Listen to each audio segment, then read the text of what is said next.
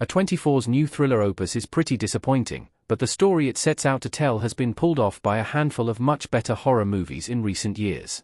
Opus stars Io Edebiri as a young journalist who's invited to the remote compound of a reclusive pop star, played by John Malkovich.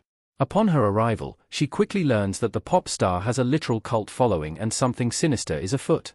One of the reasons why Opus has bombed at the box office is that audiences have seen this kind of movie a lot lately.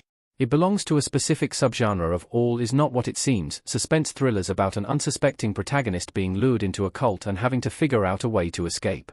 But the comparisons aren't favorable, because other films in this genre have been much smarter, scarier, and more satirically substantial. 5. Blink Twice. Slater King, Channing Tatum, takes an instant photo in Blink Twice, 2024, image via MGM. Zoe Kravitz's directorial debut, Blink Twice, stars Naomi Ackie as a down-on-her-luck young woman who swept off her feet by a billionaire tech magnate, played by Channing Tatum, and invited to his private island. When she gets to the island, it initially seems to be a carefree paradise tucked away from the worries of the outside world. However, it soon becomes apparent that something really dark is going on. Blink Twice is far from a perfect movie. Its tone is all over the place, flitting between broad comedic beats and really shocking sequences of sexual violence, and its final message is a little muddled. But on the whole, it achieves the slow burn mystery effect much better than Opus. 4. The Menu. Ralph Fiennes as Chef Slowik addressing the diners in The Menu. Mark Mylod's horror comedy The Menu seems like the template for Opus plot, just swap out pop music for food. Instead of going to the remote compound of an eccentric pop star, The Menu's cast of characters go to the remote restaurant of an eccentric celebrity chef, played brilliantly by Ralph Fiennes. Anya Taylor-Joy's Margot, much like Edebiri's Ariel, is the outsider who doesn't buy into the cultism and sets out to bring down the whole shady operation. The Menu has a much clearer satirical message than Opus. Opus has some vague ideas about the cult of celebrity and the power of attention, but The Menu is a razor-sharp critique of high-end cuisine and the surrounding industry. Plus, Fiennes gives an unforgettable turn as a sadistic villain. 3. Ready or Not. Grace, Samara Weaving, armed for the hunt in Ready or Not wearing her bridal dress.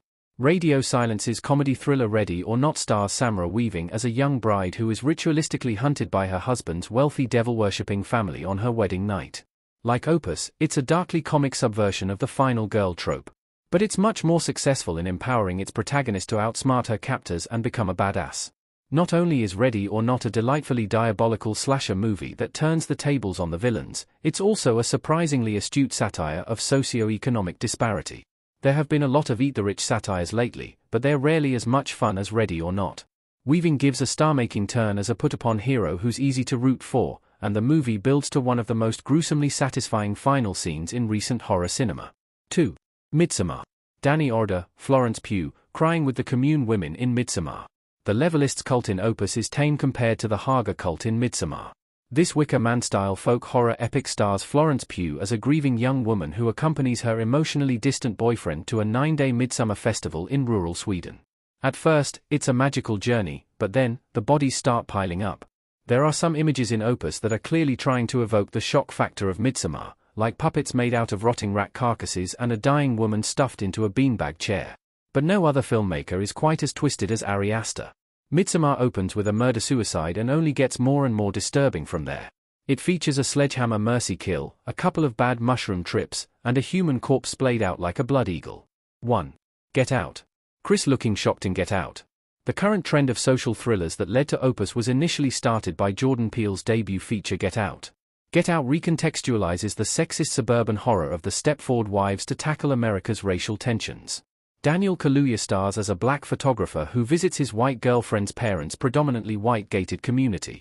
After some initial awkwardness, it dawns on him that the Stepford Wights have an unsettling ulterior motive. Peele earned a much-deserved Oscar for his fiercely original screenplay. Get Out works beautifully as both a nail-biting conspiracy thriller and a poignant social commentary. It deftly conveys a timely message about an important social issue without ever slowing down its perfectly paced horror story. In other words, it's everything Opus wants to be, but isn't.